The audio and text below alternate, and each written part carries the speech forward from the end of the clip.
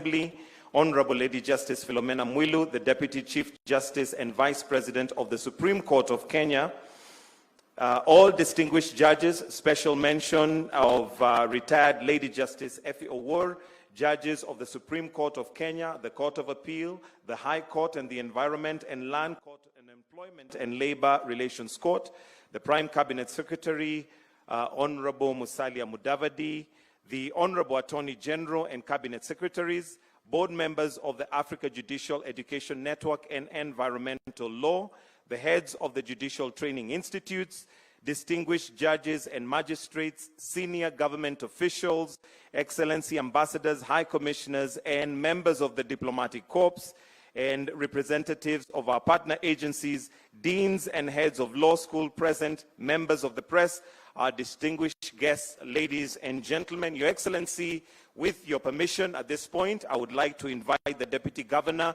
of Nairobi County, Honorable James Njoroge Mushiri, to give us his welcoming remarks. Then we shall proceed with the rest of the program. We can put our hands together as we give him a warm welcome to just come and welcome us. Karibu sana, Deputy Governor.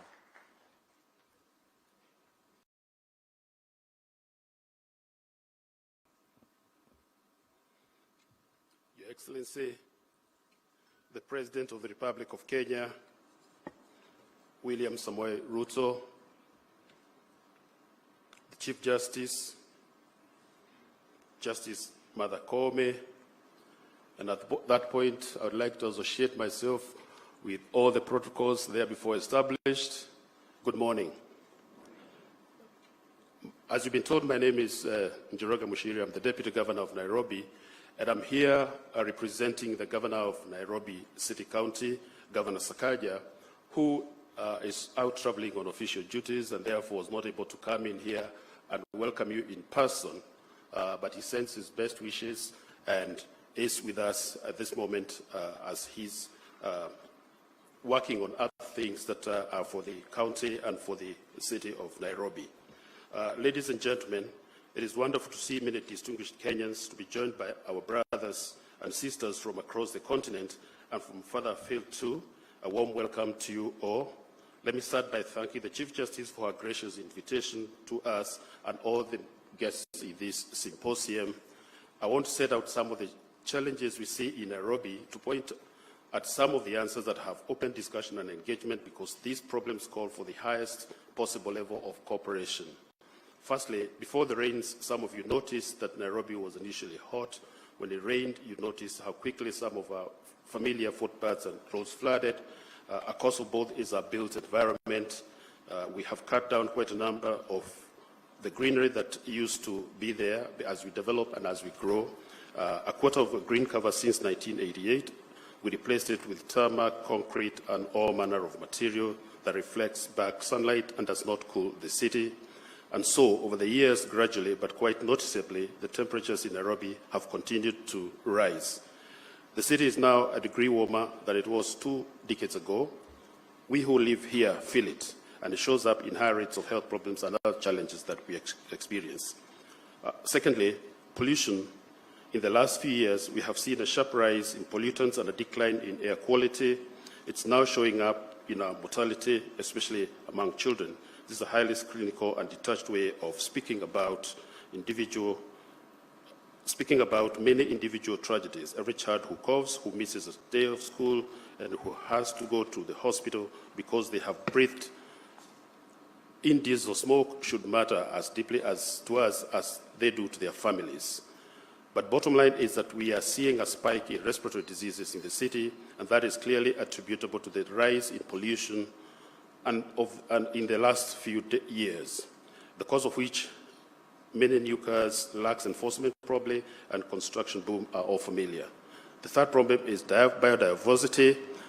Just 2 examples. East Africa is now one of the most important artemisinin producers in the world. Some of you might also remember the cancer initiative by American drug firms in 2017. The plan was to cut the price of some of the more widely used cancer drugs here in Kenya. It is worth noting that one of those drugs, vinblastine, was produced from a plant native to Madagascar, the Madagascar periwinkle, which also grows right here in Kenya. We see illegal logging almost every day. We see encroachment into reserves We see the land that had been set aside for research being put to use, growing crops. We also see some critical water sources, which is vital to the survival of biodiversity, diverted or destroyed. Let us imagine what Nairobi, this country, or the continent would be if we solved them. Our children would be healthy, our air and water would be clean, our cities would be as Nairobi was, lush green cities in the sun. Every so often, the trees and plants we had saved would give us new cures for our diseases. Ladies and gentlemen, the world is within our grasp. I want to suggest 3 steps. First,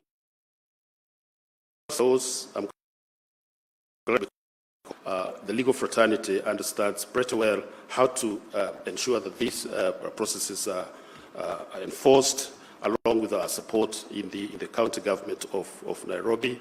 And secondly, better monitoring of what's happening. While we must think about penalties, we now constantly monitor Nairobi's pollution because it is better to catch a problem before it happens than it is to solve it once it has happened. I would like to suggest that imposing legal duties to monitor outcomes of interest might be one way to get public and private organizations working to solve our problems. My third suggestion is that there be a channel for regular specialized information exchange for these topics. Given the scale of the challenge, it is time to ensure that people who make decisions in government have regular access to the latest reliable information about these challenges so that they can make decisions in its light. This means regular, competent briefings about the regular conversations with our partners across the continent to check progress against the goals of our frameworks, such as the Johannesburg Agreement. Fourth and finally, research. It would be a very good idea for the judiciary as well as other institutions to support further research into these matters. For example, what works well elsewhere? Are there legal measures, legal skills, or other aspects of legal systems elsewhere which are better suited for our tasks? Ladies and gentlemen, it is my pleasure to thank the Judicial led by the Chief Justice for this symposium and to wish you the most fruitful of discussions. To our guests, karibuni sana Nairobi. Hope you have a lovely day. Karibuni sana. Asante.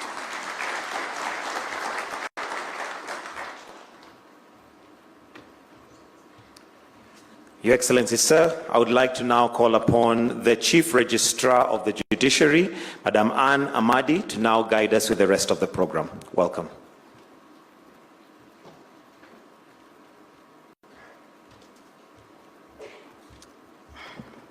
Thank you very much, Deputy Governor of Nairobi County, Honorable Njoroge Muchiri, for welcoming us to the great county of Nairobi. Your Excellency, Dr. William Ruto, President and Commander-in-Chief of the Kenya Defense Forces, Honorable Justice Martha Koome, Chief Justice and President of the Supreme Court of Kenya, visiting Chief Justices and heads of delegations, distinguished delegates, ladies and gentlemen, allow me to adopt the protocols as has been established by the MC this morning. It's a great pleasure to welcome you all to Safari Park Hotel for the 3rd Regional Symposium on Greening Judiciaries in Africa. Let me extend a very warm welcome to all the delegates visiting from Africa and beyond, and I hope that outside of this symposium we will have the opportunity to sample what Kenya has to offer. Your Excellency, this is an exciting day for us as we host more than 300 delegates, most of whom have traveled from across the continent to hold discussions on the role of the judiciaries of Africa in safeguarding our environment for the present and future generations. These conversations began in January 2017 in Johannesburg, when a number of judicial training institutes, magistrates, judges from Africa attended the colloquium on integrating environmental law training in judiciaries in Africa. The colloquium was organized with the support of the United Nations Environment Programme, UNEP, in collaboration with the South African Judicial Institute. The theme of the colloquium was integrating environmental training in African judicial training schools. This became the first regional symposium on greening judiciaries in Africa. This was followed by the second regional symposium on greening judiciaries in Africa, which was held in Maputo, Mozambique, and the theme was a move to sustainable capacity building.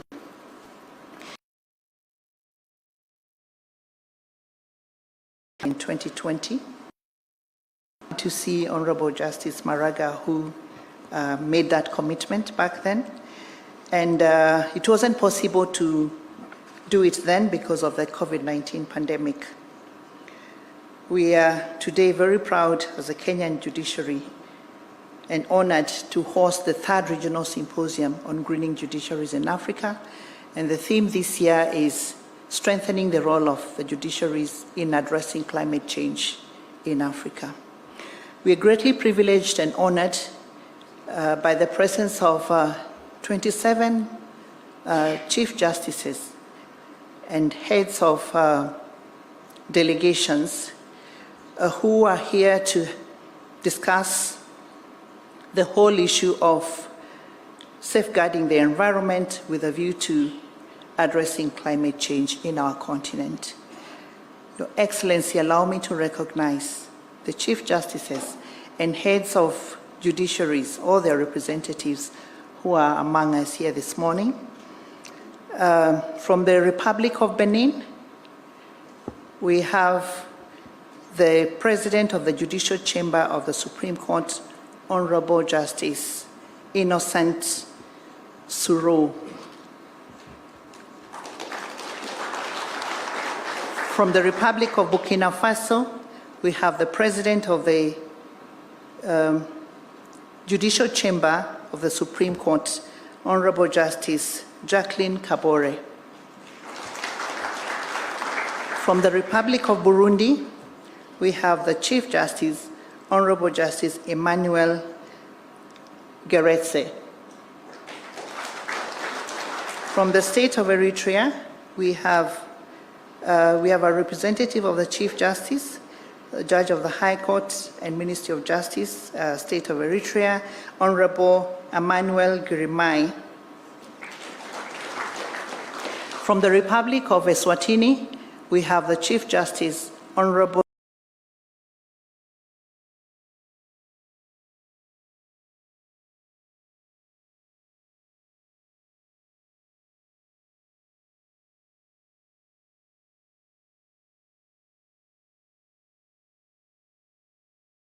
within our grasp. I will suggest 3 steps. First,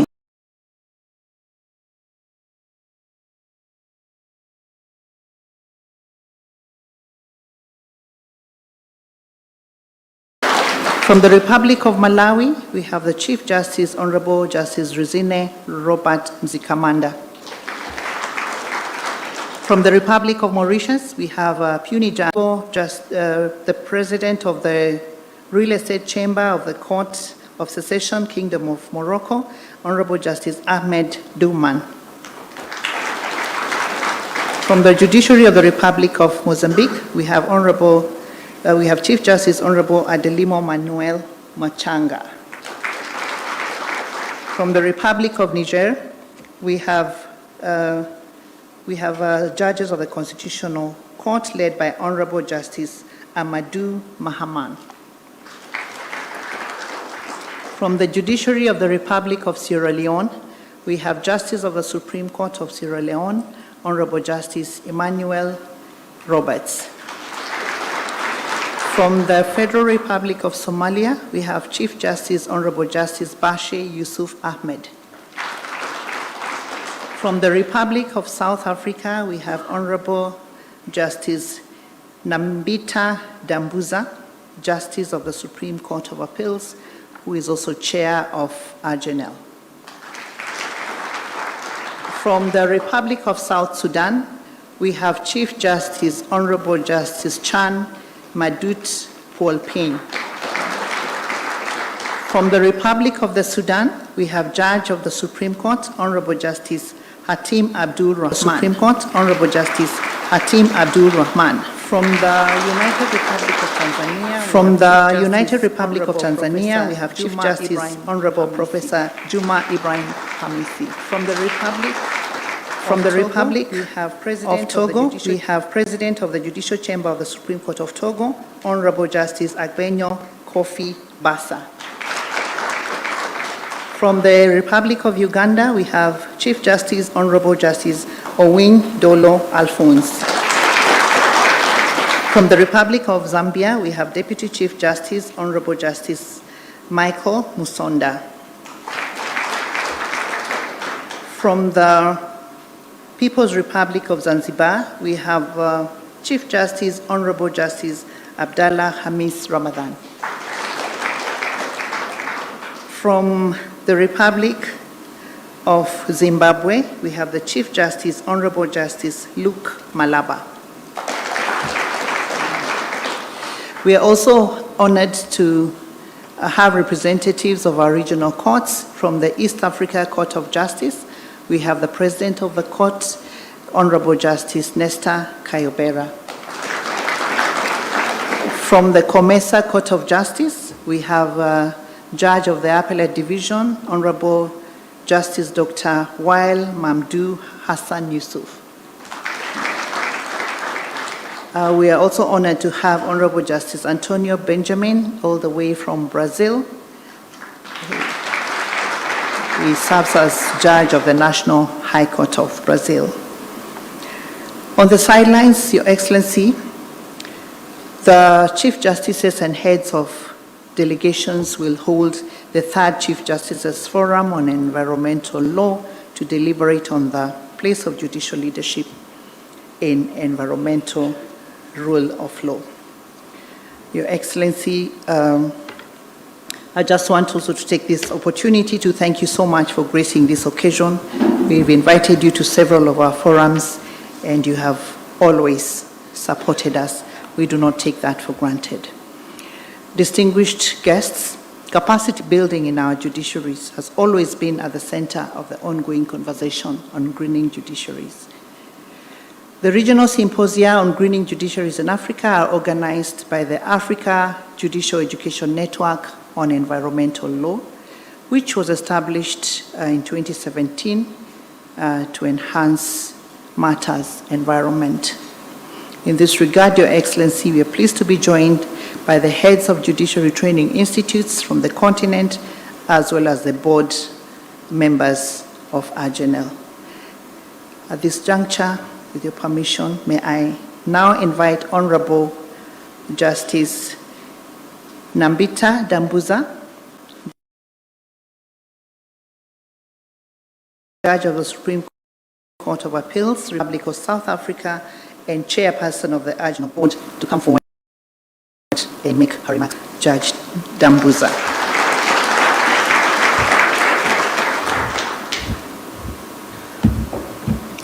Thank you, my sister. Your Excellency, President Dr. Ruto, the Chief Justice of Kenya, the Deputy Chief Justice, Mr. Speaker, all the Chief Justices present here today, my colleagues, distinguished guests, ladies and gentlemen, I also observe the protocol that has been outlined. It is my singular honor and privilege to address this gathering on this third symposium of the Africa Judicial Education Network on Environmental Law. I will not repeat the background, it has already been given. But I must start by thanking the former Chief Justice, Judge Maranga, who made the initial undertaking to host us here in Kenya. And then I also thank the current Chief Justice for observing that undertaking. I also thank her local organizing team for the great work that has resulted in this grand affair and the warmth and enthusiasm that they've showed us. I highlight the support that we have been given as Agenel by UNEP since the birth of Agenel in Johannesburg in 2017. And I want to specially mention Ms. Elizabeth Marema, who I thought when I saw her that the stars are aligned, because she was specifically, she's the mother of Agenel, together with our own Dr. Khumulimo Mshweu. I think both of them and the other Judicial Education Institute heads that started this journey in 2017 in Johannesburg. Every 2 years we convene like this, although we were distracted for a moment by COVID. We convene like this for the same reasons that other professionals and experts in other fields of service do from time to time. To evaluate the progress on the work that we have done on our mandate, to refresh and to determine areas that require focus, rearrangement, and realignment of priorities. We have just witnessed Tropical Cyclone Freddy pounding Madagascar, Mozambique, and Malawi. It is described as the longest lasting cyclone at just over a month long and one of the deadliest. It follows many that we have witnessed in the recent past. On the other hand, many parts of our continent, including Kenya, continue to experience crippling drought. I'm glad to say that we brought them rain yesterday when we got here. So the ravaging impact of climate change in our communities cannot be overstated. It is plain for all of us to see. Ordinarily, judicial officers do not take initiatives to act on their personal observations, but we cannot feign ignorance to the devastation that we witness. It is our responsibility to play our part, to inform ourselves, to listen carefully to the opinions and advice of experts, and to interrogate deeply the legal instruments available to us, to interpret and apply them to find solutions to disputes placed before us. The conveners of Agenel acknowledged in Johannesburg that a competent, independent, and skilled judiciary is necessary for advancing sustainable development.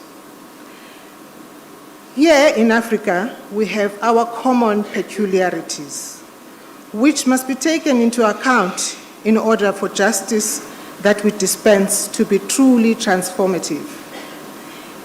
Internationally, institutions such as the IPCC, Intergovernmental Panel on Climate Change, the Conference of Parties, better known as COP, were set up to deal with climate change by facilitating development in areas of scientific and other research.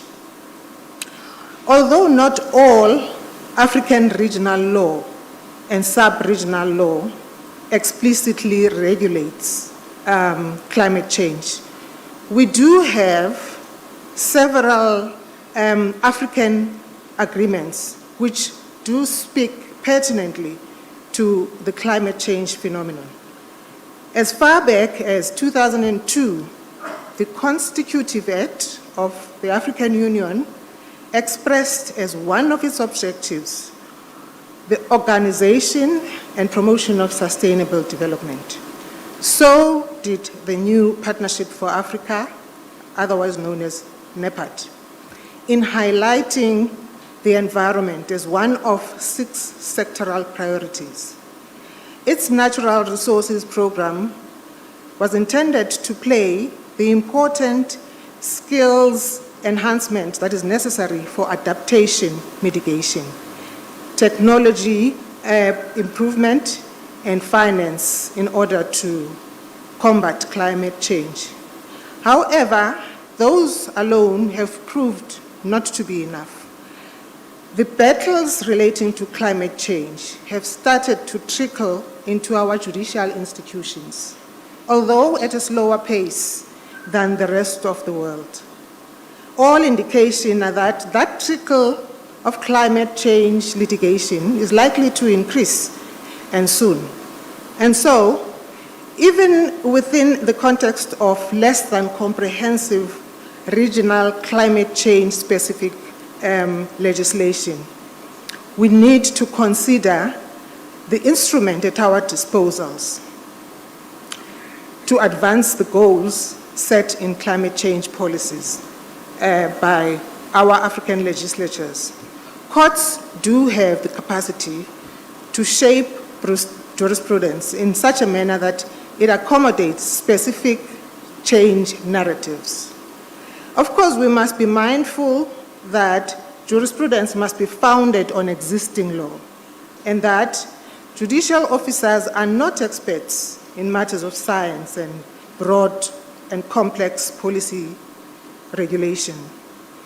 We must continue to pay fidelity and respect to the principle of separation of powers.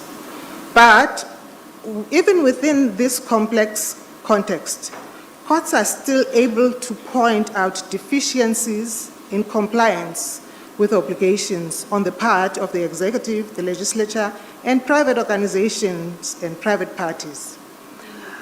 Focus on climate change continues to strengthen with concomitant domestic and international laws and policies.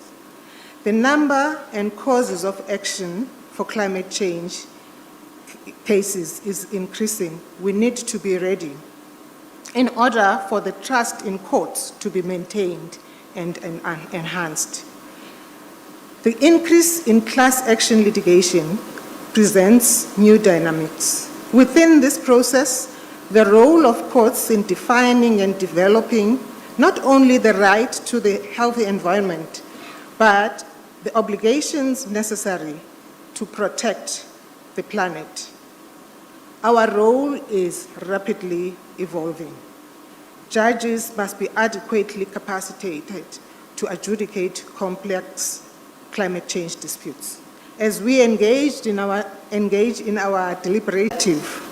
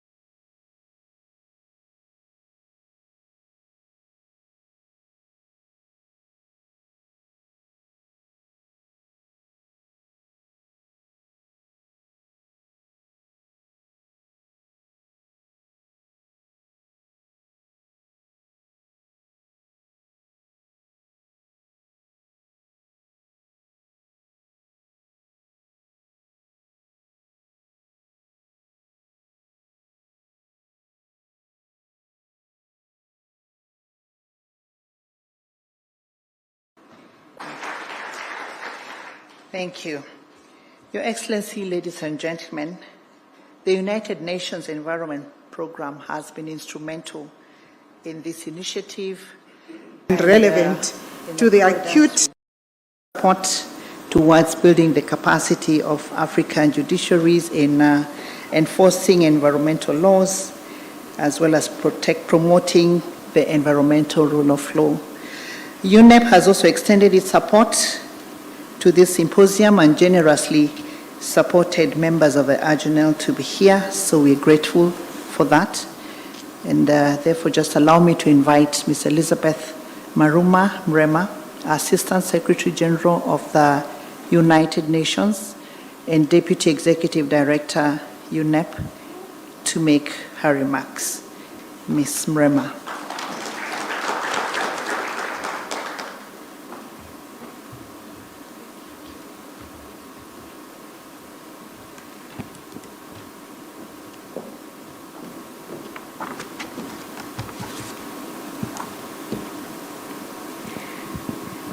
Thank you very much.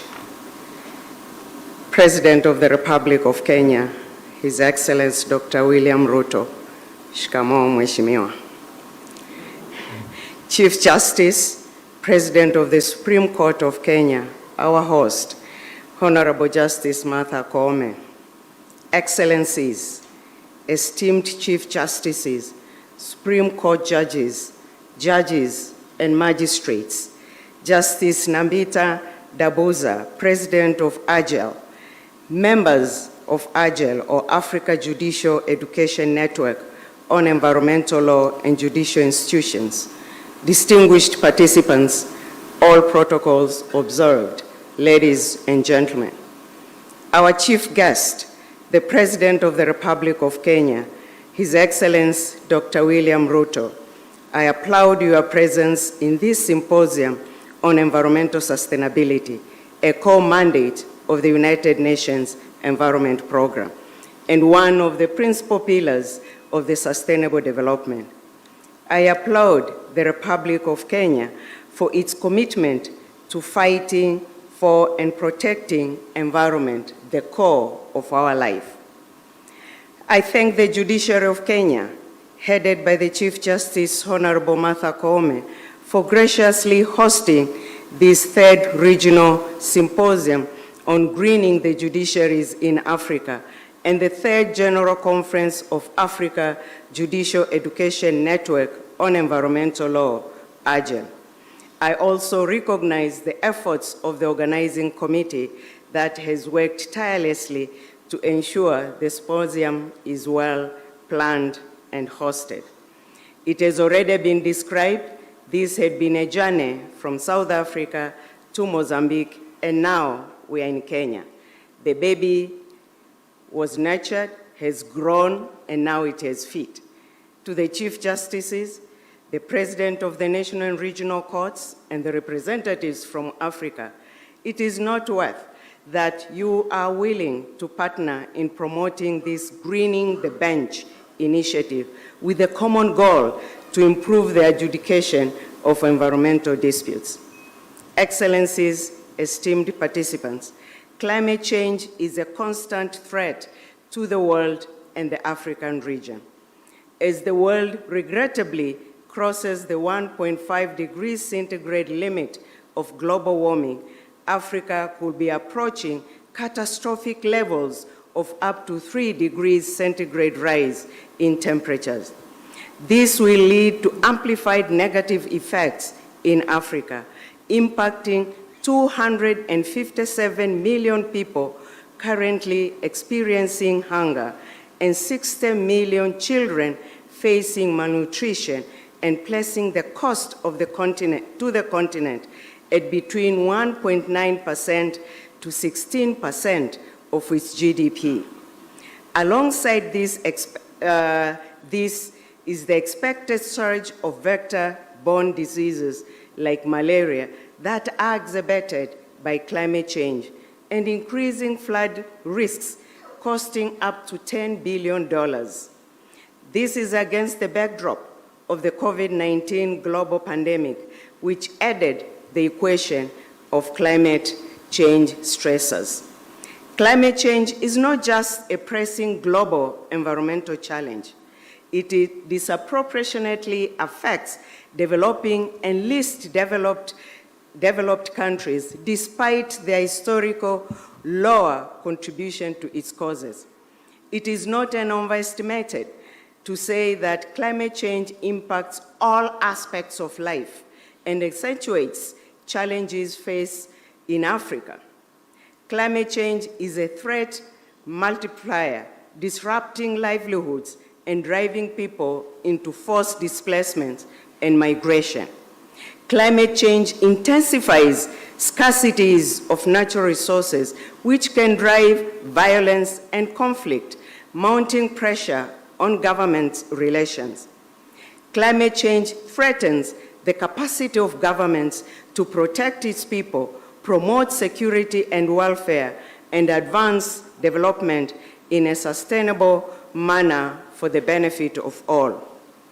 Efforts to address the negative consequences and the impacts of climate change raise difficult questions of law and policy. What role do the law and legal institutions play in climate action, including adaptation and mitigation measures?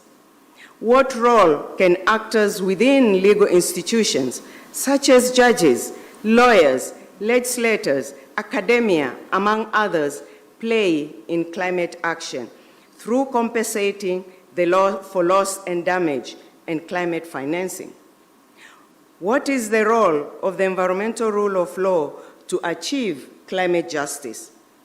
Just last week, at the initiative of the government of Vanuatu, the United Nations General Assembly adopted a resolution calling for the first time on the United Nations International Court of Justice to establish the obligations that countries will have to address the climate crisis and the consequences if they do not. This celebrated development for an advisory opinion clearly underlines the role of climate justice in the environmental rule of law. Action on current and future adverse impacts of climate change in Africa requires strengthening climate-related institutions, laws, regulations, and policies to support mitigation and adaptation. These measures must emphasize the eradication of poverty and equality, crucial elements of sustainable development.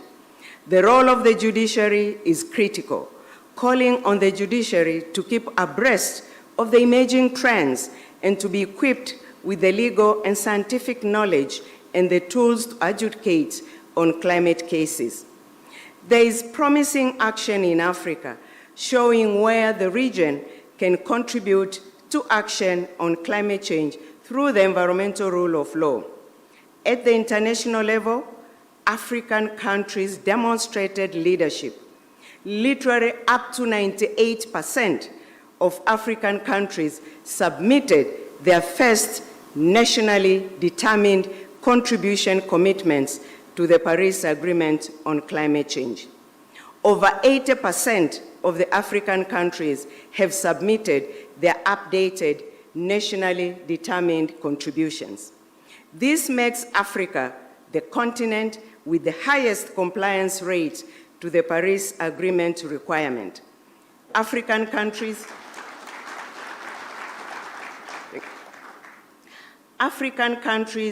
have together a plethora of laws and policies on environment and climate change, complementing these nationally climate-determined contributions. At the regional level, the African Union has a climate change strategy for countries to strengthen local laws and policies. And at sub-regional levels, regional economic commissions likewise have climate change policy frameworks, like the East Africa Climate Change Policy Framework. Many countries still have gaps and barriers in their legal and institutional frameworks, which limit their ability to effectively implement the climate-related policies. Despite this, there are many opportunities for climate change mitigation and adaptation, including under finance for sustainable development and green growth. To access these opportunities, countries need to adopt country-driven approaches supported by the multilateral regimes. Such approaches must be based on domestic priorities, possibilities, and capabilities.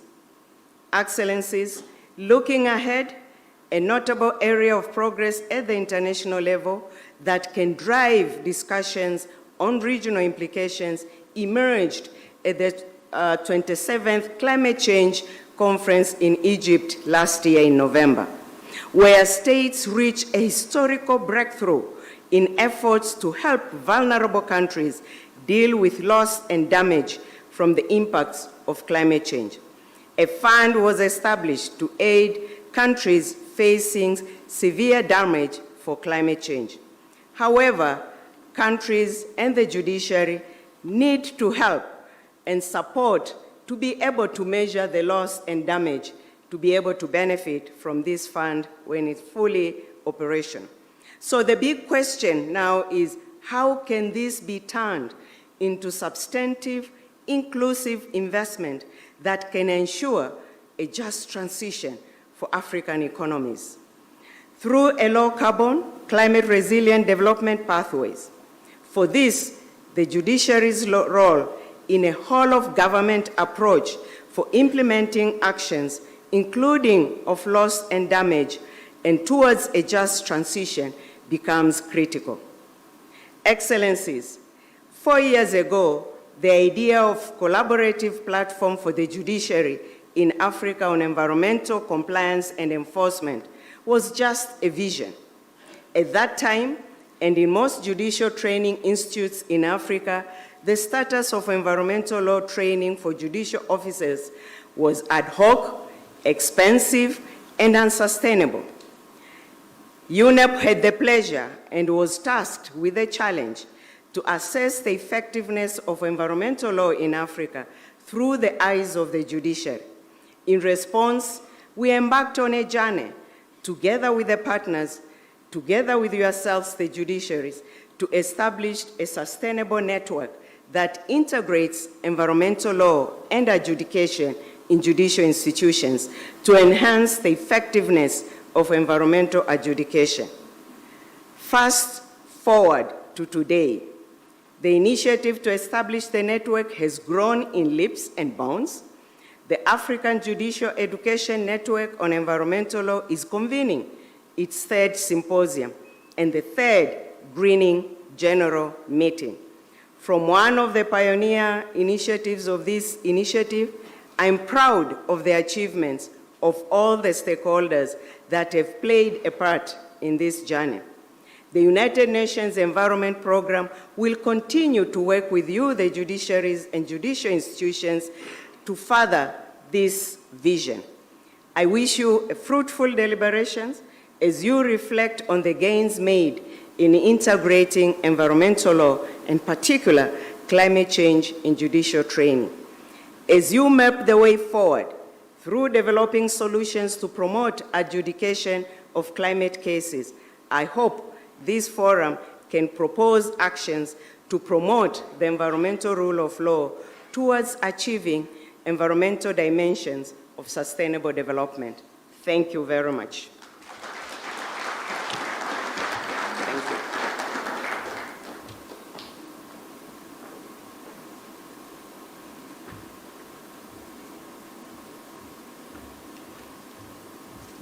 Thank you very much, Madam Rema.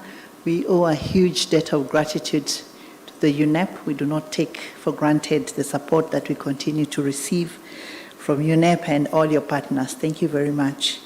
Excellency, may allow me to acknowledge the presence of Lord Robert Comworth, former Supreme Court Judge, the United Kingdom. Thank you very much for joining us. At this juncture, Your Excellency, I will request the Honorable, the Deputy Chief Justice, Vice President of the Supreme Court of Kenya, of the Republic of Kenya, to come forward and make her remarks and take on the remaining part, the next part of the program. Honorable Philomena Mbete Mwilu.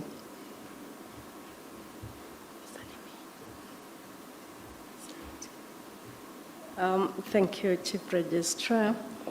Excellency, the President of the Republic of Kenya, who is also the Commander of our Defense Forces, Dr. William Samoei Ruto, the Honorable the Chief Justice of the Republic of Kenya, Martha Koome, Mr. Speaker, sir, the Honorable Mr. Moses Wetangula, otherwise known as Masika, my lords, the Chief Justices of Africa, I am very delighted that this is real.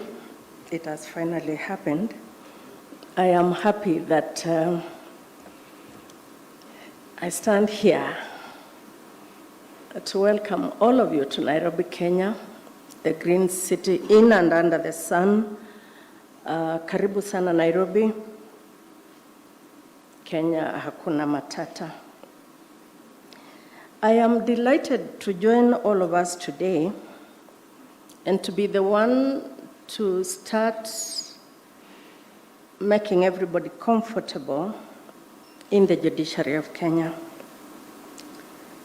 It's not lost on any of us, particularly those of us of judicial minds, that this is an extremely important conference on strengthening the capacity of judiciaries across the region in addressing the intersecting and global environmental crisis that is the environmental degradation, biodiversity loss, and climate change. Judiciaries have an important role to play in strengthening the domestic, regional, and global legal framework. And so those of us from the judiciary are here to learn, to green our judicial minds so that our jurisprudence on the environment is sufficiently greened so as to tackle climate change and other effects on the environment. Our approach must be collaborative and our solutions contextual yet integrated. Hence the reason why Africa is present in Nairobi, Kenya. Colleagues, I look forward to learning, to sharing ideas and best practices from across the region of Africa. It is the cross-fertilization of ideas, innovations and approaches that will improve our legal frameworks and green jurisprudence on issues climate change, enhance access to justice in related matters, and ultimately contribute to the global effect in addressing climate change. I'm happy it is happening during my time, and I'm happy that it is happening in Nairobi, Kenya. Welcome. And let us learn, let us take time to learn, because after the third symposium in Nairobi, all of us in the judiciary in Africa will be expected to think green,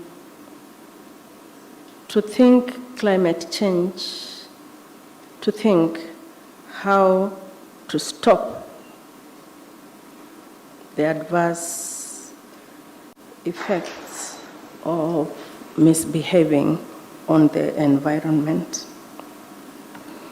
It is my privileged honor to invite Mr. Speaker, sir, the Speaker of the National Assembly of Kenya, to address us, and thereafter, please take the opportunity to invite my Chief Justice to speak to us, and thereafter we proceed. Asanteni sana.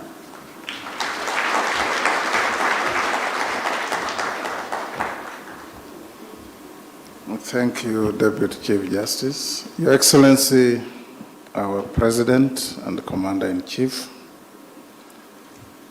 my Lord Chief Justice of the Republic of Kenya and other law lords present, our Attorney General, our ministers present, ladies and gentlemen, mine will be very brief.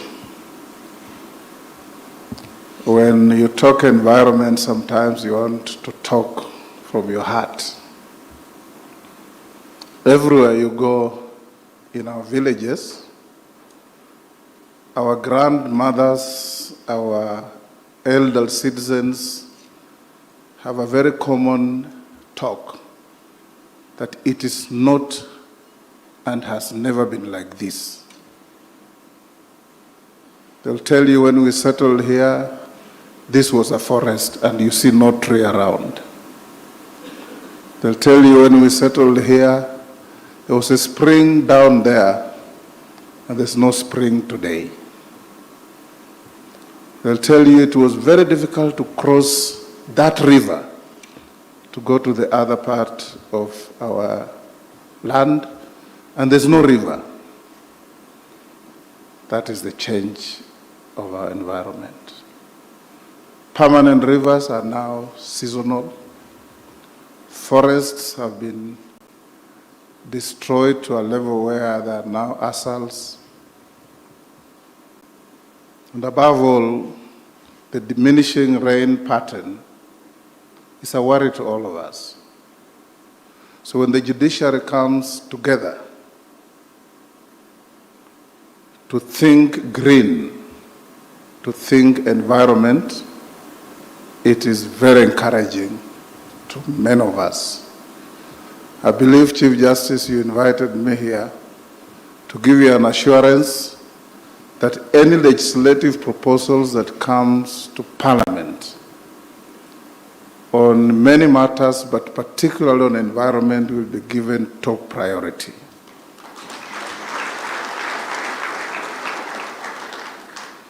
Your Excellency, we need a serious review of environmental-related legislation because most of it predates our independence, when we used to tap offenders on the wrist and tell them to go away. People armed with power saws mowing down forests with impunity get away with it. People who release pollutants into our fresh water sources like rivers get away with impunity. I'm sure, Your Excellency, a year ago you read the serialization in one of our dailies of the death of Athi River, right from Nairobi, where is the source, to the end in the Indian Ocean. It's a sludge. And from that sludge, wananchi grow crops that they bring back to us to eat, highly toxic material. So as the judiciary gets at the centerpiece of greening the world, the judiciary only enforces the law that we pass. And they also punish those that you take there to be punished.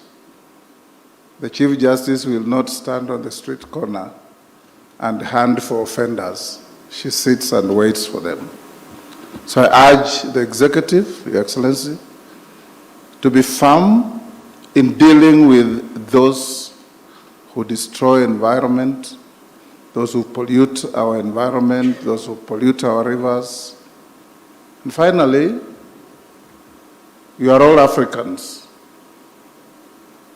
We are told in every symposium we go that the Congo Basin and the Amazon Basin are the lungs of the world.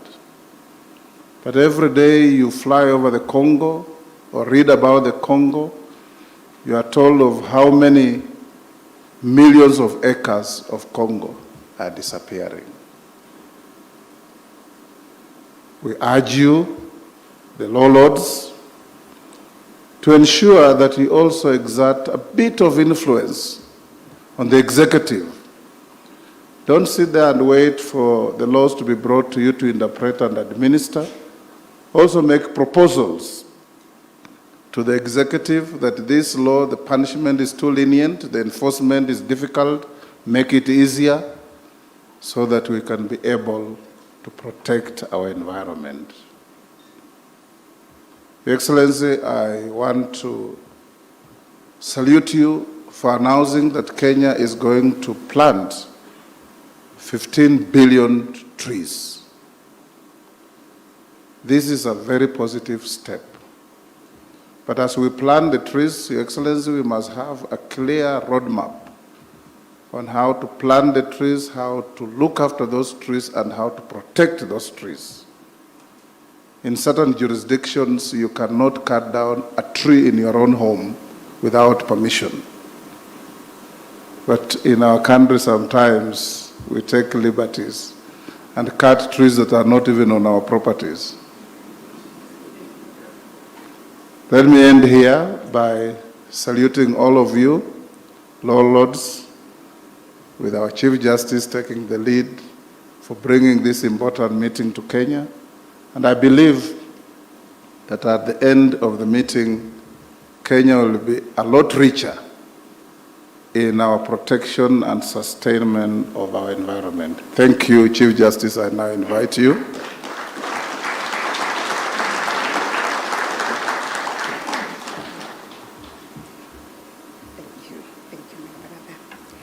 Thank you very much, my brother, the Speaker of the National Assembly, Your Excellency, the President of the Republic of Kenya, Dr. William Ruto.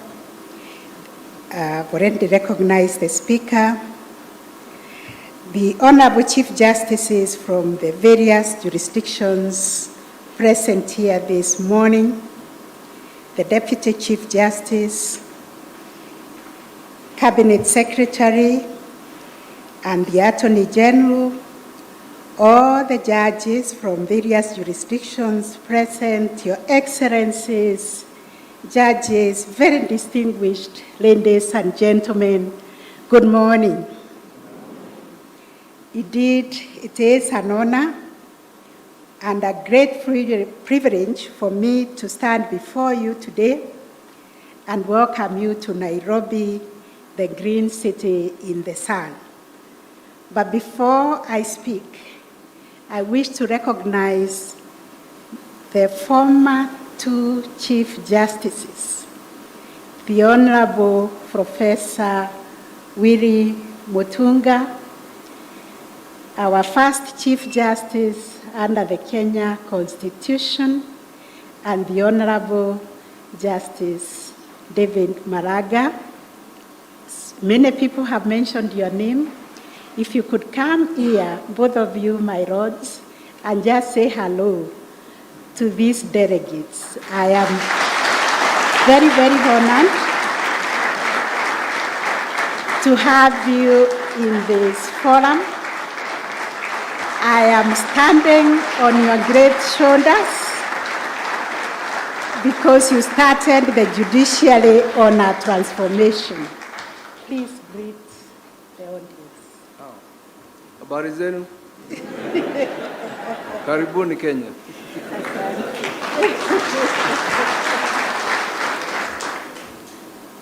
Your Excellency, the President of the Republic of Kenya,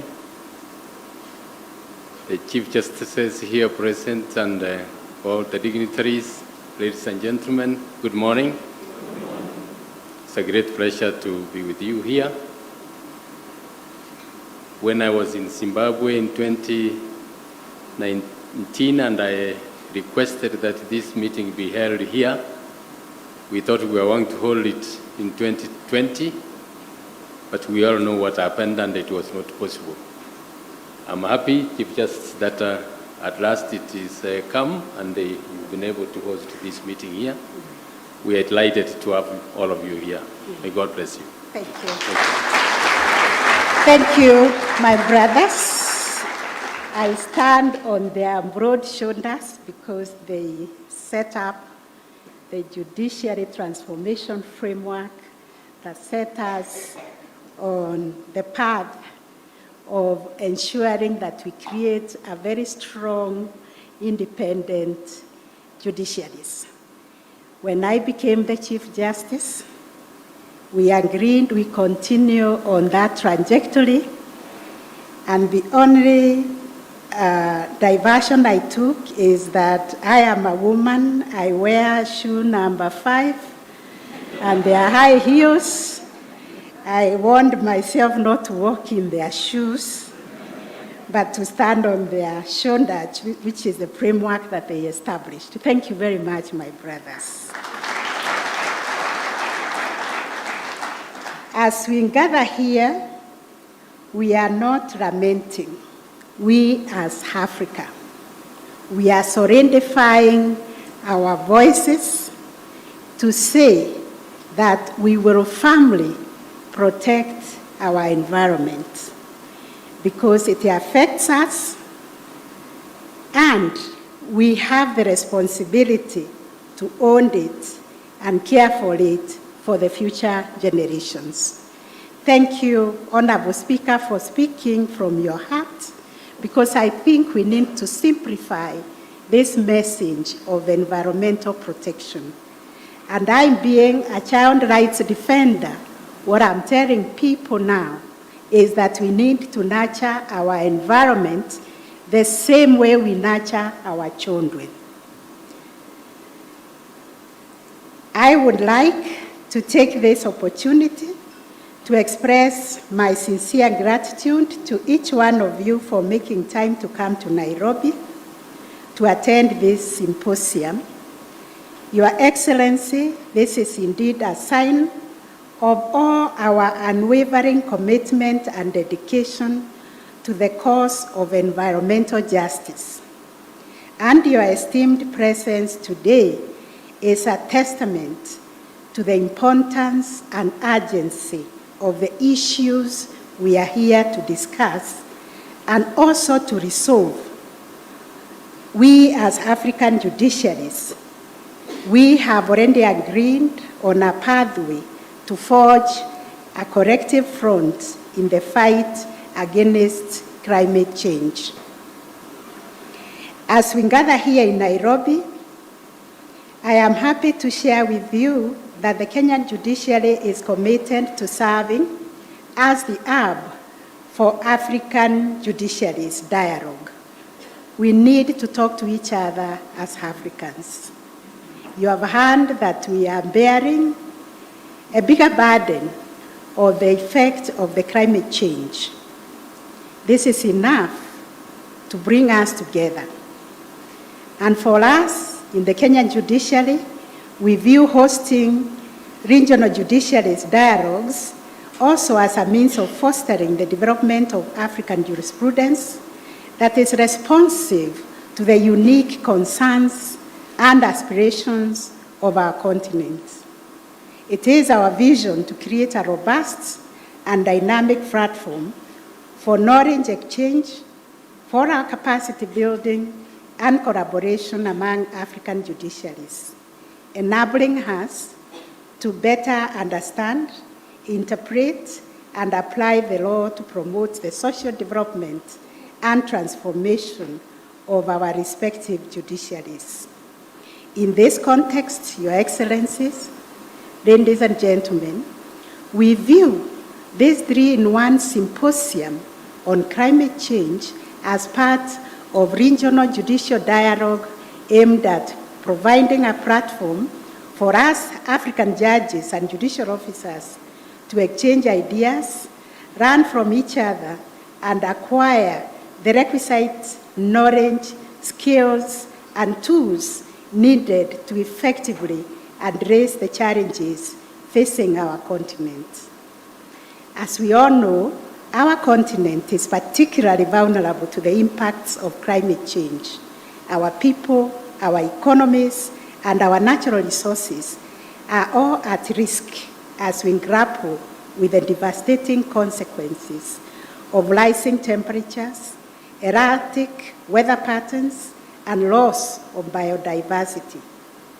It is within this context that our courts must play a decisive role in driving the adaptation, mitigation, and resilience-building efforts required to combat climate change and to secure a sustainable future for our people. Indeed, our courts are the guardians of the rule of law and protectors of the constitutional rights, including the fundamental right to a clean and healthy environment. As judges, we have unique responsibility of interpreting and applying the law in a manner that promotes environmental sustainability, social equity, and intergenerational justice. This requires us to be bold, to be innovative, and proactive in our approach to environmental litigation, ensuring that our decisions and judgments contribute to the realization of a greener, more resilient Africa. In Kenya, we have made significant strides in promoting a transformative environmental constitutionalism that is rooted in the provisions of our Constitution and the jurisprudence of our National Environmental Tribunal and the Environment and Land Court and other superior courts. Our courts are playing a critical role in advancing environmental justice in Kenya by interpreting and applying the Constitution and other laws in a manner that promotes sustainable use and management of our land and natural resources. But moving forward from this symposium, we are saying we need to work with everybody else and also build their capacities and build their awareness about environmental protection. And as we look to the future, it is imperative that our judiciaries in Africa will continue to play a proactive role in the fight against climate change and building successes and lessons learned from our experiences thus far.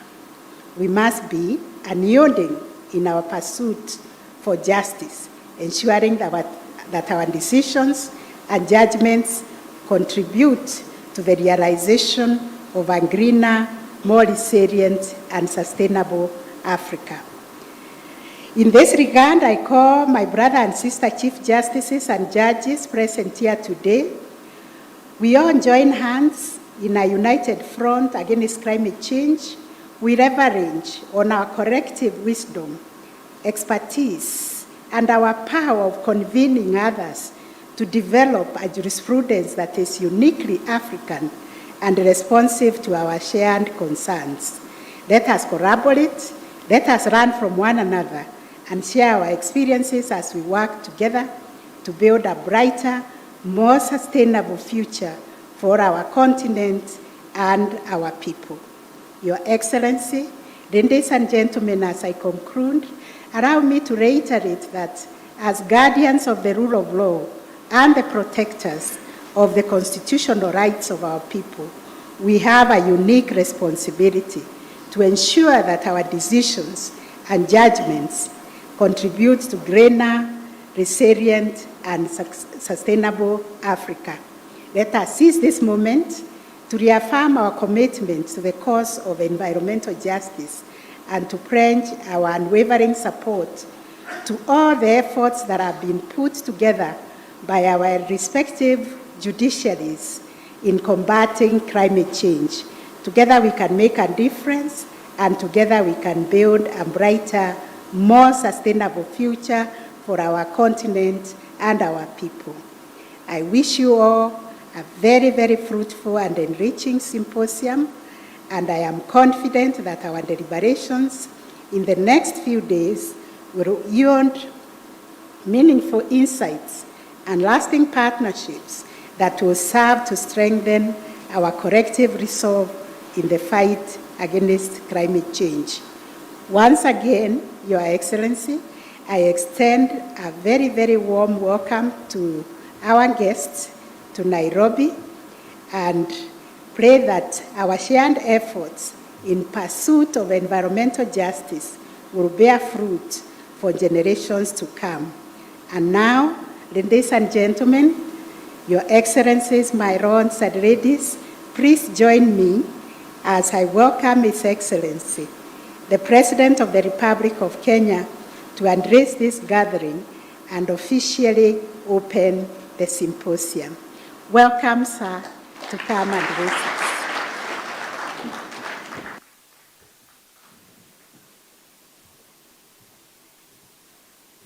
Please, let's take our seats.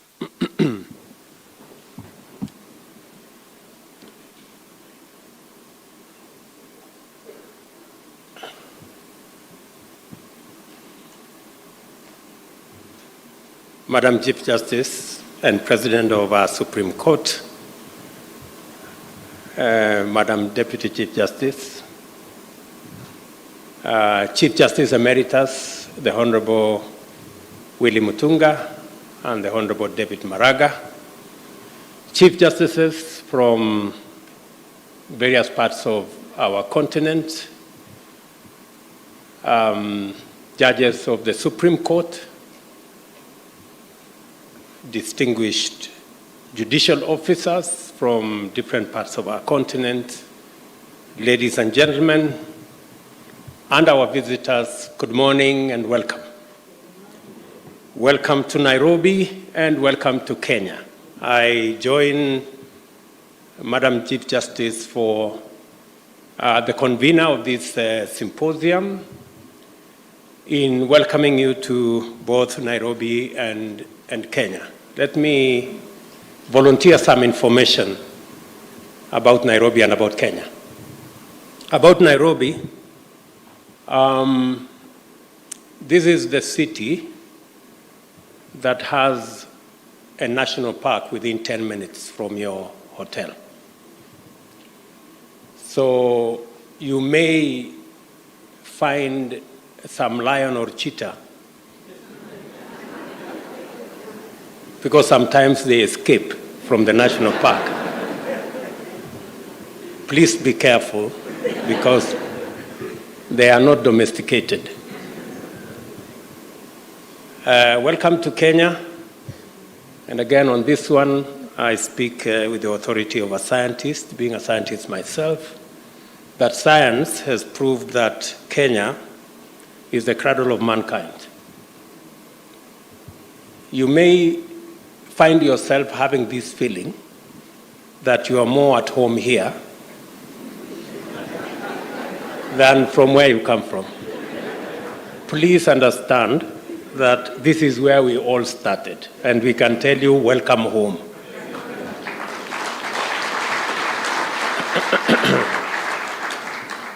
And it is inspiring to be here to witness Africa's judicial leadership as you mobilize your judicial authority, intellectual power, and moral commitment to intervene in our generation's defining struggle.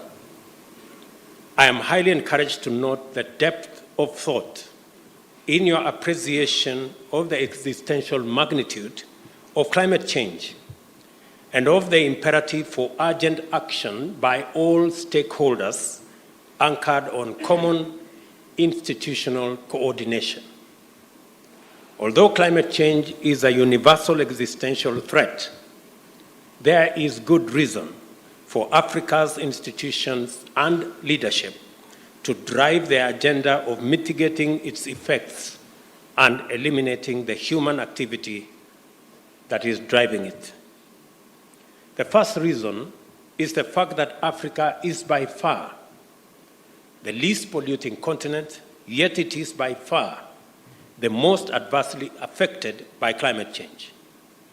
The entirety of industrial and economic activity from all of the continent's economies contributes less than 5% of the global greenhouse gas emissions. These emissions are the cause of a steady and dangerous rise in global temperatures, which have resulted in the extinction of plants and animal species, rise in sea levels, disruptions in climate patterns, drought, and desertification. The brunt of these adverse effects and impacts has been borne by vulnerable African populations residing in less developed parts of the world. Droughts are more frequent and more severe. Our region has undergone a 5-season-long drought, which has decimated domestic and wild animal populations, wiped out food crops, disrupting and threatening the lives of millions of people. Water stress caused by climate change has been devastating, both directly and as a driver of conflict over water and pastures. poverty has been exacerbated by loss of livestock, which forms the mainstay of pastoralist economic livelihoods, and massive crop failure, which weakened the foundations of farming economies. In addition to drought, African populations are experiencing floods, heat waves, and outbreak of climate change-related diseases. African livelihood, security, and development is in danger and will remain at stake unless we collectively wage aggressive combat to reverse the situation through policies and other institutional action to implement mitigation, enhance adaptation, and build resilience. The looming climate disaster is particularly tragic for Africa, which is entering a new, promising era of peace and prosperity as the continent of the future. Many vital indicators affirm that indeed Africa is rising, powered by its youthful population, energy, resources, and hope. It is important for Africa to undertake concerted action to win the war on climate change because it is disproportionately affected by its adverse impacts and also because necessary global responses to climate change are going to institute structural change. The institutional configurations and economic resets emanating from this structural change will install Africa not only as a continent of the future, but as the world's green economic superpower. Africa is abundantly endowed with all the resources required to power green industrialization. Our clean and green power potential is incomparable. Just to give you indications, 92% of our grid in Kenya is clean and green. It is the case in many other African countries, and the potential to make it the case in many African nations is real and is possible. Our clean and green power potential, as I said, is immense. Hydro, geothermal, wind, and solar power potential is super abundant. The mineral resources needed for green energy technology also exists plentifully in our continent. We are the world's youngest continent with a mean age of 25 and growing younger every year. Our people constitute a 3 billion strong market and a pool of skilled, motivated, and capable workforce. Future global sustainability will depend on a robust engagement with Africa in many fundamental ways. The Green City.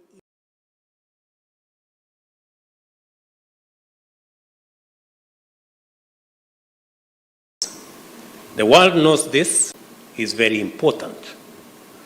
I am very proud of the firm commitment demonstrated by the African Union in this matter.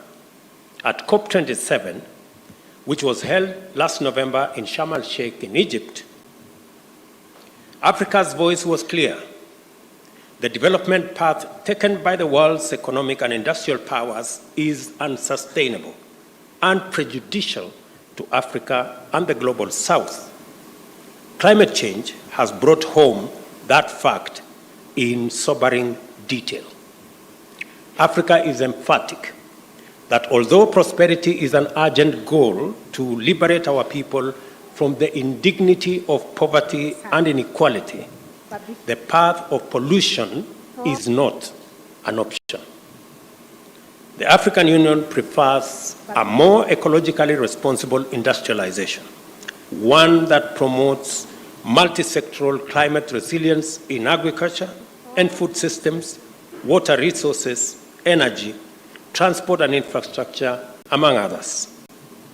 We also insist, quite firmly, that international development financing must be more appropriate for the needs of our existential moment in terms of how much resources is accessible, affordable, and adequate.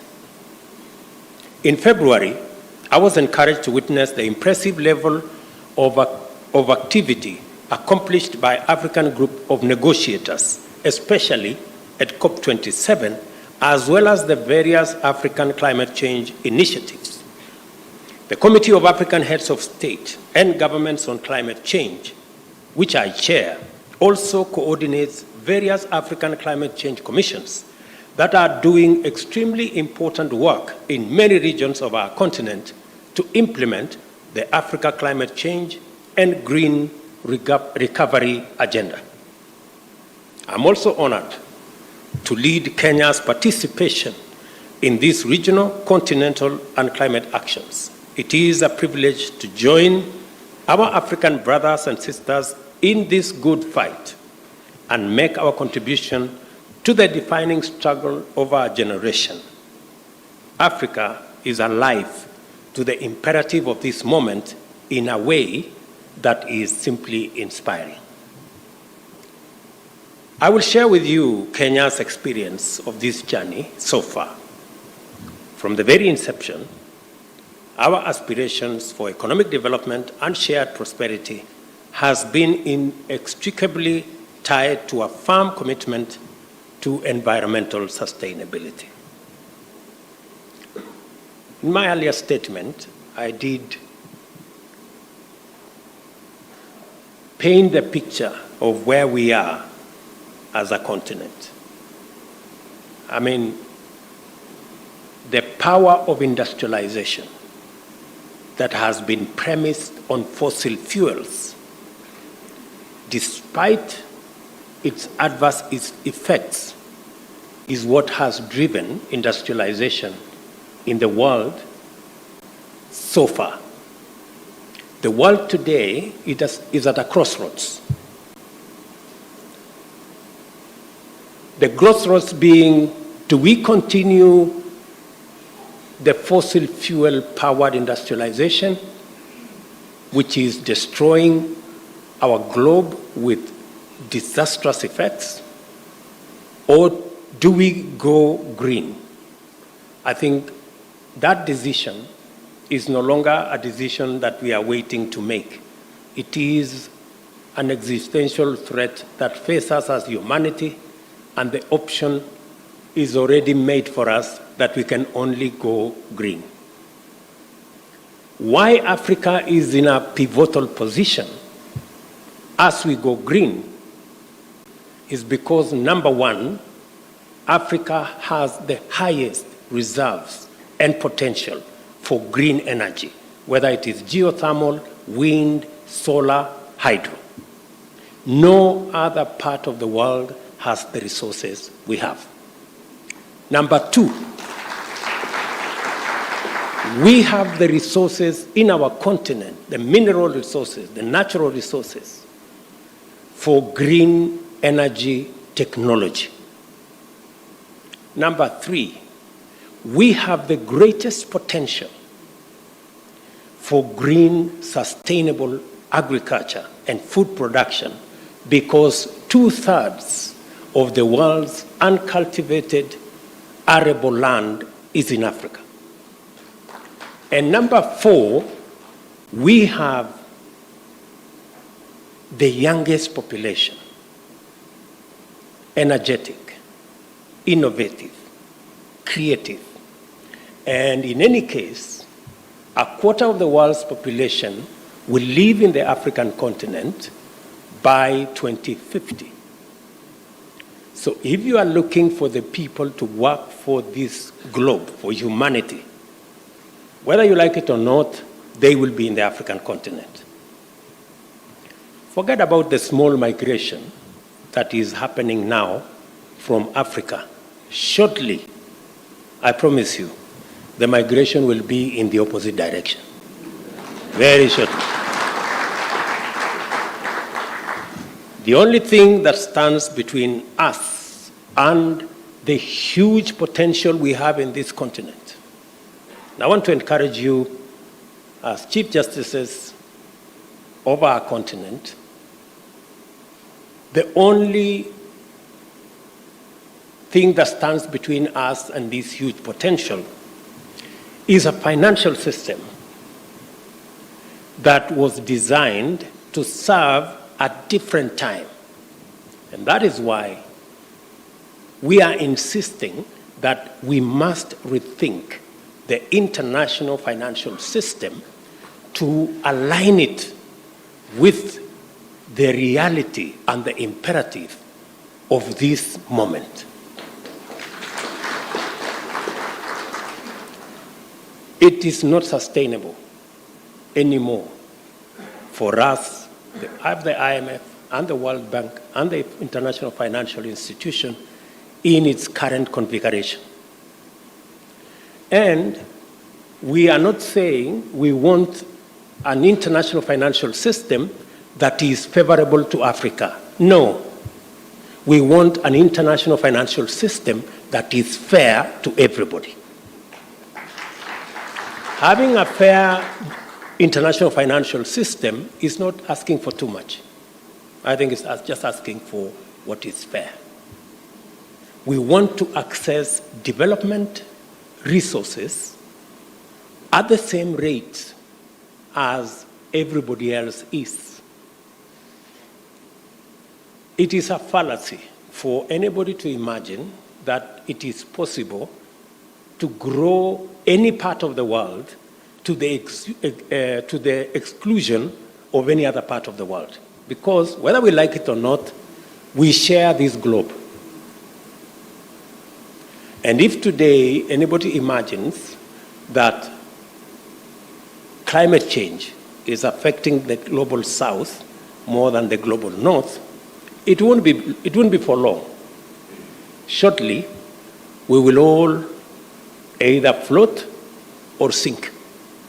So the sooner we have a fair international financial system that makes it possible for us as humanity to exploit all the resources available to us in a sustainable manner, the better for all of us as humanity.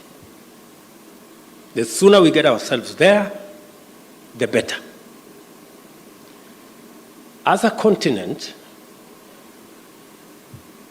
we want to have a conversation that is balanced. Even as we demand for a fair international financial system, Africa will be coming to the table with our assets. We will not be coming to the table in any other manner. We will come to the table with our assets. We have tremendous renewable energy resources that can power green industrialization, green sustainable agriculture. We will be coming to the table with millions of enthusiastic, hardworking, innovative, creative young people. We will be coming to the table with our natural and mineral resources that can be used for green technology to power the world's future. We will be coming to the table with a huge 3 billion African market. So we will be coming with assets. And I think, good people, we must make our case unapologetically so that we can occupy our place on the table. Because I am told, if you are not on the table, you possibly could be in the menu.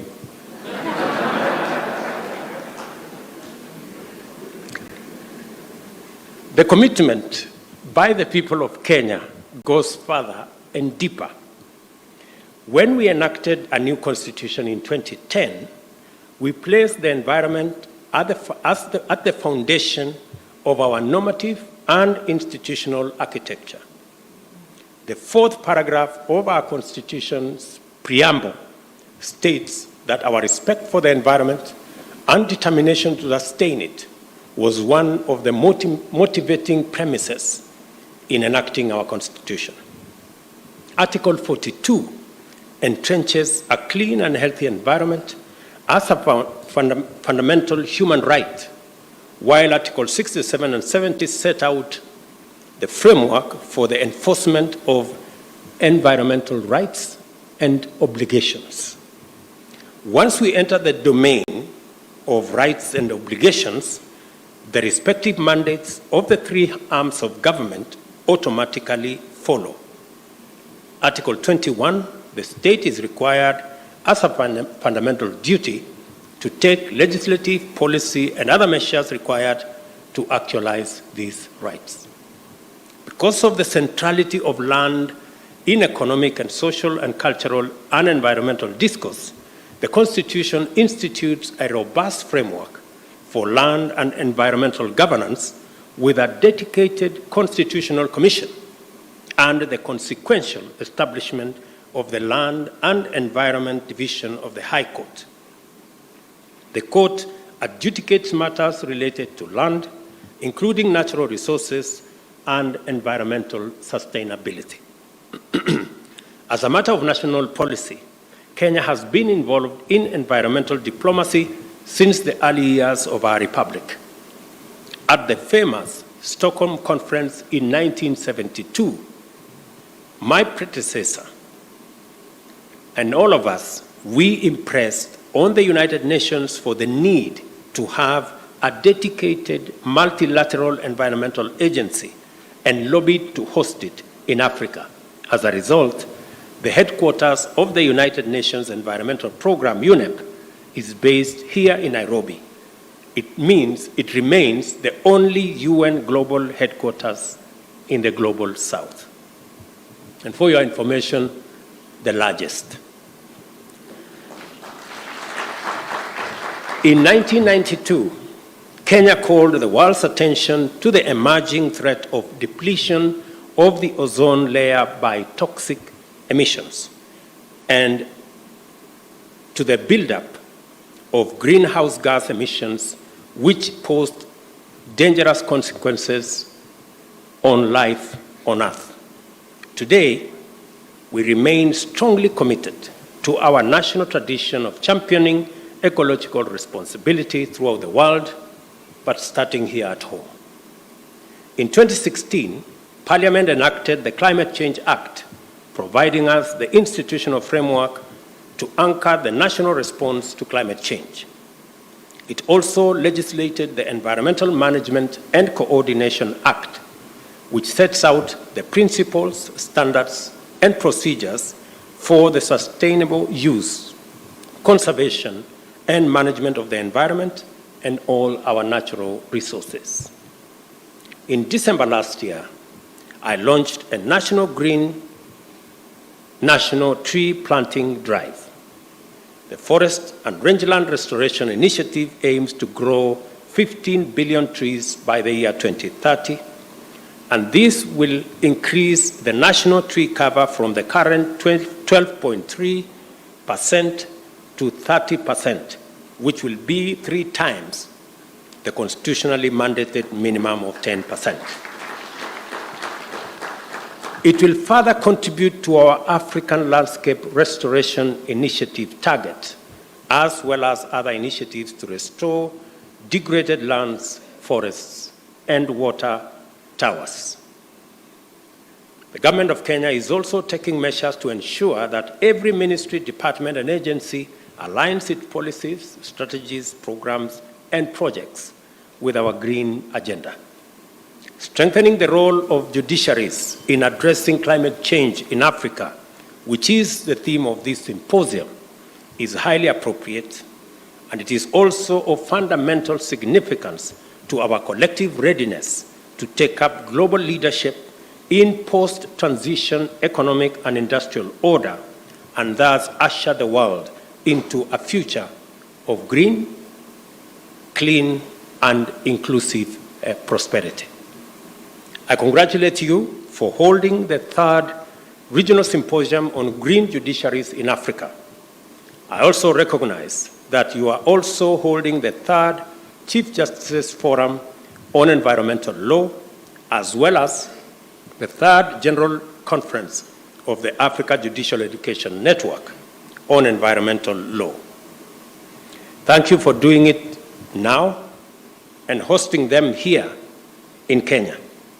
We are deeply honored to be your hosts, and I hope that we have lived up to your reputation to our reputation of legendary hospitality, magical attraction, and delightful experiences. Critically, this event demonstrates beyond any doubt that our judiciaries have come of age. We cannot take this development for granted because our judiciaries will determine whether Africa's institutions exist and are ready to handle the immense mandate that a green future entails for all of us and for the world. Claims, disputes, standards, rights, and responsibilities related to the use of land and natural resources, the institutional framework for financing climate change, carbon trading and exchanges, and transition management frameworks are only some of the areas in which our judiciaries are going to be involved. They must, therefore, pronounce themselves in a manner consistent with the values and aspirations of a continent on the rise. Greening our judiciaries will be inevitably multi-sectoral and interdisciplinary. Beyond local and international human rights, constitutional environment, trade, and economic law, our judiciaries must be exposed to diverse fields such as ecology, economics, agriculture, food systems, trade and finance, carbon markets, energy, and infrastructure, just to mention a few.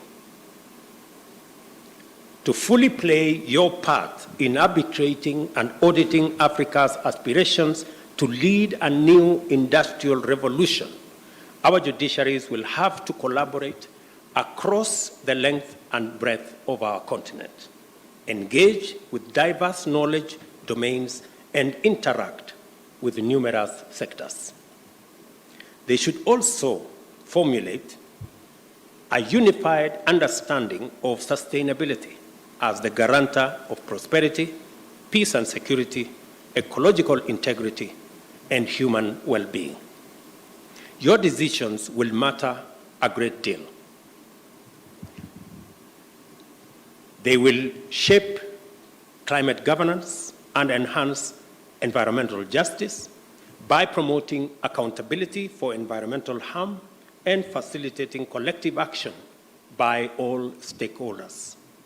A few days ago, the UN General Assembly passed a resolution that the International Court of Justice renders an opinion obligating the world's biggest emitters to take responsibility for their actions.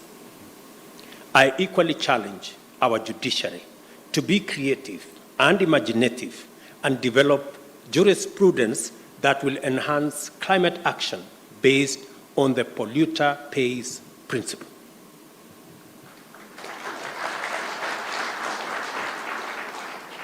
You must not underestimate your capacity because it leads to positive change. I agree with our Chief Justice's statement that our judiciary should not be left behind in this fight for our sustainable future.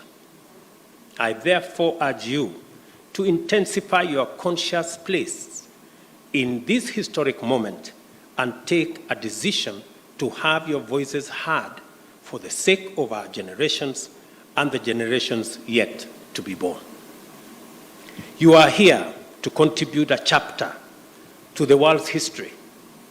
I encourage you to proceed and write a fresh chapter of African resilience, sustainability, and global leadership in a new green industrial age. Together with the rest of Africa, I look forward to receiving a positive report about your robust engagements and fruitful deliberations. It is now my pleasure to declare the third Regional Symposium on Green Judiciaries in Africa formally opened. Thank you very much. God bless you, and God bless our great continent. Asante sana.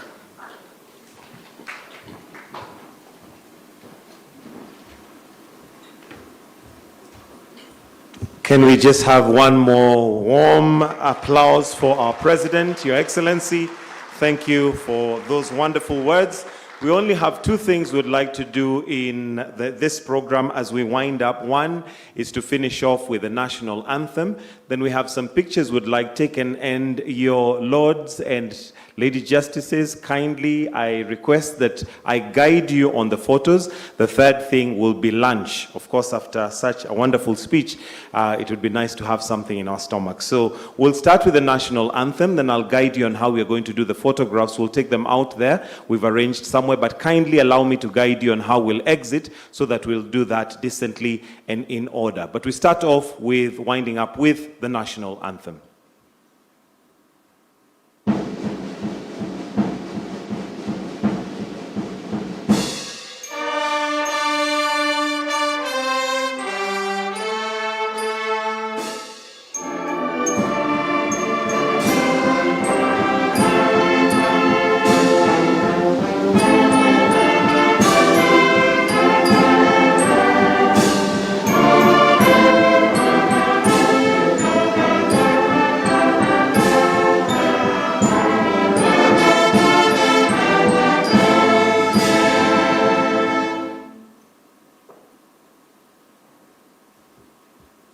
And with that, kindly we'll have the Honorable Justice Martha Koome escort His Excellency the President, followed by Lady Justice Philomena Mwilu, Honorable Justin Muturi, the Attorney General, Cabinet Secretaries present, Principal Secretaries, Honorable Lady Justice Nambita Dambuza, Miss Elizabeth Brema, Honorable Justice Dr. Smoking Wanjala, the Deputy Governor, and the Chief Registrar of the Judiciary. So kindly the rest of us, if we can allow them to exit, we'll just have a photo taken. I'll guide you on who else will follow after that. So thank you very much as we now allow him to retreat.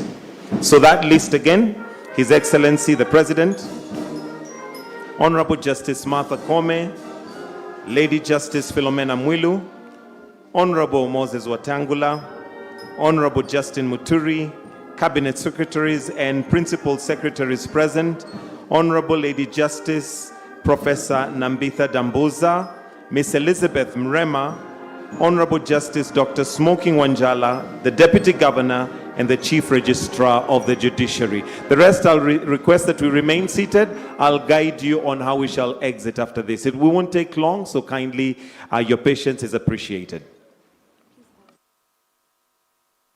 Let's also have the CJ Emeritus to also join this photograph, please. And that is Honorable Justice Maraga to kindly join on this photo. The Kenya Police Band, you're welcome to just give us some soft music as we wait for that photo to be taken, then I'll guide on the rest. So photo number 2, if I can kindly request that we have all Chief Justices and heads of delegation to proceed to the foyer there. You'll just be in waiting, then the photo will be taken. So all Chief Justices and heads of delegation, kindly proceed.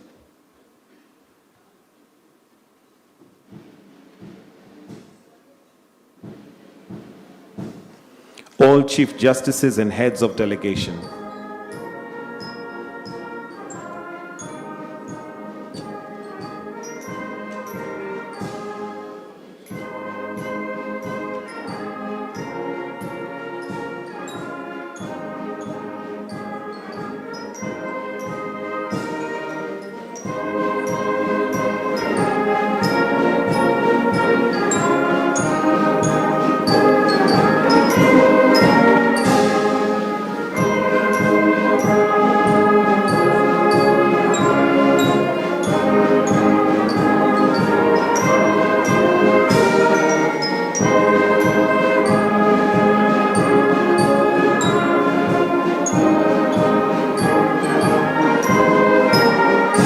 All judges of Environment and Land Court can proceed. All judges and Environment and Land Court can proceed.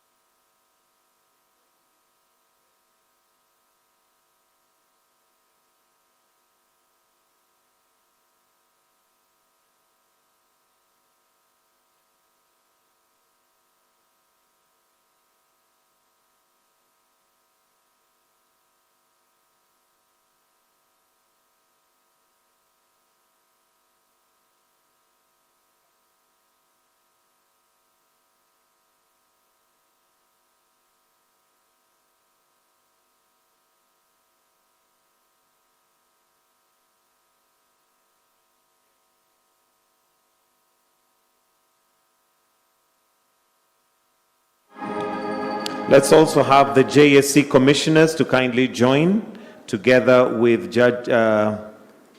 So we are currently on judges on Environment and Land Court, also to be joined by Supreme Court judges, Court of Appeal, High Court, ELRC, and ELC.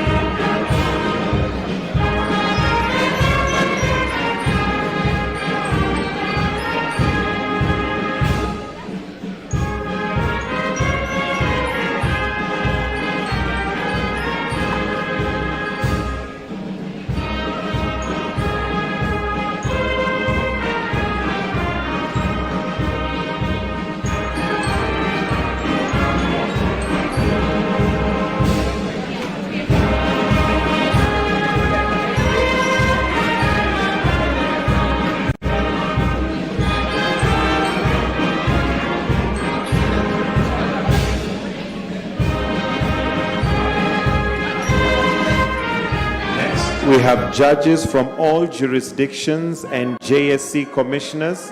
Judges from all jurisdictions and JSC commissioners.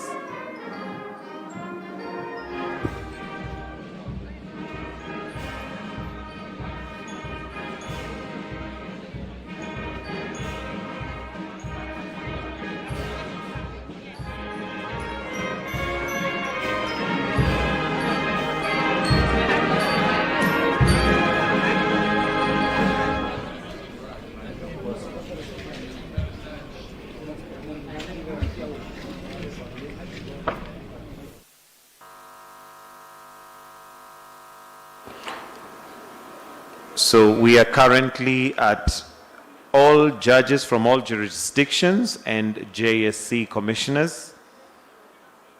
Then we'll finish off with Agenel President and board members, Danish Embassy, KASP, IDLO, ICJ, and members of the Diplomatic Corps.